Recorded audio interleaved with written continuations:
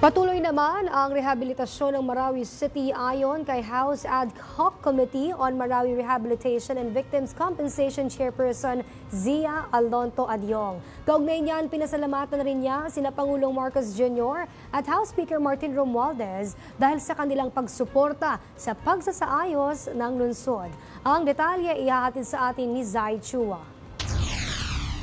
Siniguro ni House Ad Hoc Committee on Marawi Rehabilitation and Victims Compensation Chairperson at Lanao del Sur 1st District Representative Zia Alonto Adyong ang suporta ng Young Guns para sa rehabilitasyon ng Marawi City. Pagtitiyak lang aniya ito sa tuloy-tuloy na pagbangon ng lungsod. Ayon kay Representative Adyong, hindi lang ito isang obligasyon, kundi isang national commitment sa mga kababayan natin na naging biktima ng nakaraang digmaan. Labis rin ang pasasalamat ni Representative Adyong kay House Speaker Martin Romualdez. Not only of the Young Guns, but even the leadership of the House. I would also like to convey to you, I have consistently thanking the Speaker for it because he has put so much effort in the rehabilitation of Marawi City. In fact, he ordered the creation of the Ad Hoc Special Committee on Marawi Rehabilitation, specifically to monitor the progress of the rehabilitation and as well as to